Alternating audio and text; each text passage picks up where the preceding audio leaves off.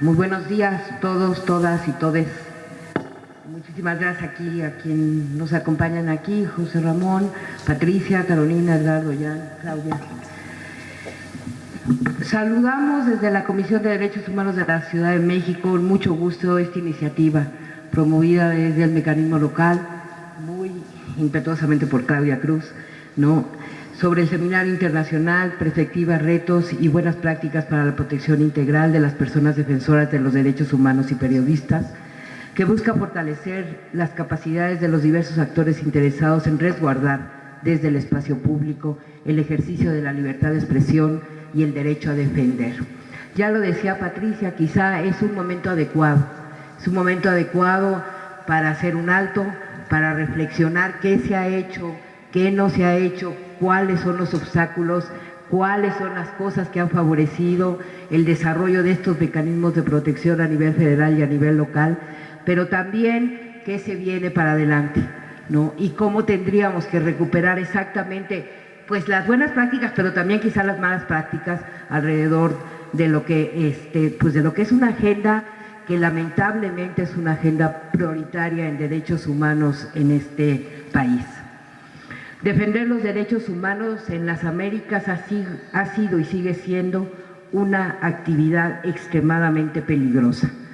A pesar de los esfuerzos realizados por las autoridades de los estados en la última década para mejorar la situación de personas defensoras de derechos humanos, la Comisión Interamericana continúa observando, mediante sus diferentes mecanismos de monitoreo, un incremento en la violencia, amenazas, intimidación contra personas defensoras de derechos humanos, el deterioro de su situación general de seguridad y la inefectividad de las medidas de protección en muchos casos. Por otro lado, el asesinato de periodistas y comunicadores sociales por motivos relacionados con su trabajo periodístico constituye la más grave violación de los derechos a la libertad de expresión. Los actos de violencia cometidos contra periodistas y trabajadores de medios de comunicación no solo vulneran en forma grave su derecho a la vida, sino que apuntan a suprimir en forma radical su derecho a expresarse libremente y generar un efecto de autocensura entre los demás trabajadores de los medios de comunicación social.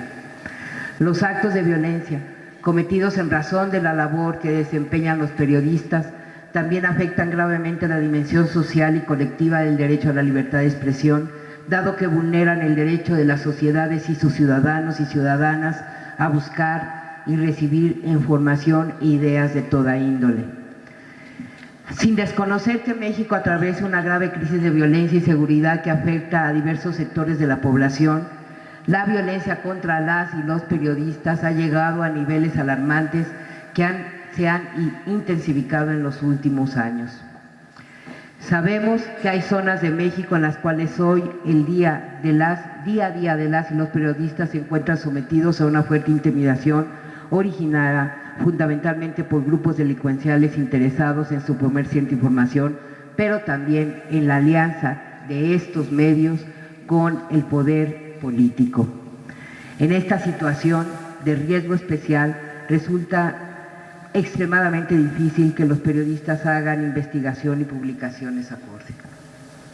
Este escenario presenta una serie de desafíos para la protección de periodistas, trabajadores de medios de comunicación y en particular el preocupante panorama de violencia contra periodistas de comunicación. Fenómeno de la violencia toma mayor preocupación en zonas o regiones con fuerte presencia de crimen organizado, debilidad de las instituciones públicas, colusión entre criminales y gobiernos locales o la precariedad en las condiciones de su trabajo.